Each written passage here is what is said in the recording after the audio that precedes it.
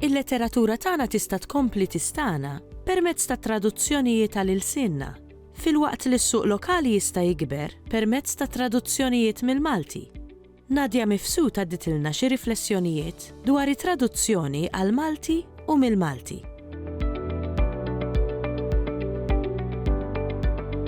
Huwa importanti li jkollna traduzzjonijiet għal-Malti ta' kotba barranin għaliex ħafna mill-kotba li nsibu fil-ħwienet lokali ikunu bl-Ingliż. Ovvjament aħna għandna aċċess għall-Ingliż hawn nies ukoll li jifhmu bit-Taljan, imma il-letteratura tinkiteb b'lingwi differenti u ġejja minn pajjiżi differenti. U naħseb li huwa importanti li jkollna aċċess forsi għal awturi li ġejjin minn pajjiżi li aħna inqas familjari magħhom.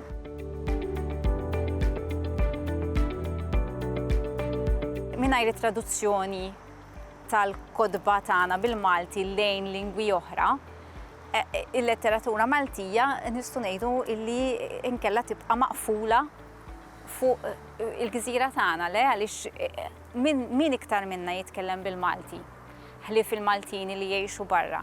Jiġifieri hija importanti wkoll li aħna nkunu kapaċi nesportaw minkejja li l-kelma ma toġobniex, imma għax qed nużaw daqs li kieku letteratura kienet prodott, imma rridu nkunu kapaċi wkoll nesportaw il-kitbiet tagħna, l-awturi tagħna f'pajjiżi differenti.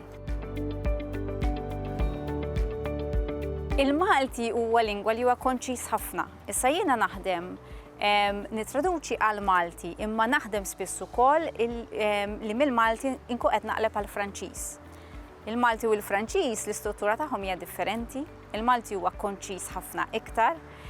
Hemm differenzi kultant bejn il-maskili u l-femminili. Pereżempju, ħafna minn nomi li huma maskili bil-Malti jiġu femminili bil-Franċiż u vice versa. Jekk qed ngħidu fuq il-qamar pereżempju, l-qamar għalina huwa maskil, bil-Franċiż huwa femminil, ix-xemx mbagħad niġu bil-maqlub. Imma anke affarijiet varji, affarijiet ta' kuljum. Hekk inti għandek poeżija u għandek ġbija madwar il-qamar, madwar ix-xemx, tara kif ħataħdem ma' mod ieħor. Konna qed ngħidu kemm huwa importanti illi aħna jkollna aċċess għal litteraturi li ġejjin minn pajjiżi differenti. Wieħed mill-ispazji li għalija huwa importanti ħafna huwa il-workshop ta' traduzzjoni li aħna nagħmlu ma' Inizjamed u ma' Literature Across Frontiers kull sena li jkun qed isir fl-istess ħin tal-Festival Mediterranju tal-Letteratura ta' Malta. U f'dan il-workshop aħna jkollna ftit awturi Maltini li jkunu mistednin u wkoll awturi minn barra, minn pajjiżi differenti. U mhux bil-fors minn pajjiżi tal-Mediterran, ġifieri kellna anke awturi mill-Asja. Ħafna minnhom ikunu mill-Mediterran. U li jiġri hu illi l-awturi l-ewwel jaqraw ix-xogħlijiet ta' xulxin u mbagħad ikunu qed jittraduċu x-xogħlijiet ta' xulxin.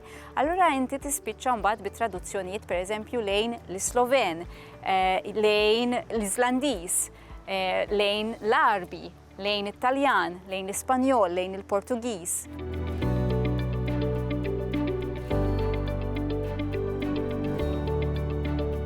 Mingħajr traduzzjoni m'għandekx taħdid bejn kulturi differenti. Allura għalhekk hija importanti wkoll għax hija mezz ta' kif inti l-ewwel inti ħatimraħ, inti ħataqsam l-esperjenza tiegħek ma' nies li għandhom esperjenza differenti tal-ħajja.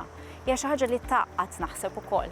B'mod forsi tinstema' xi ħaġa bħala naiv jew idealista wisq. Imma naħseb li hija traduzzjoni hija importanti minn dak il-lat. Li ġġelna wkoll nirrealizzaw kif jaħsibha ħaddieħor, kif jgħix ħaddieħor.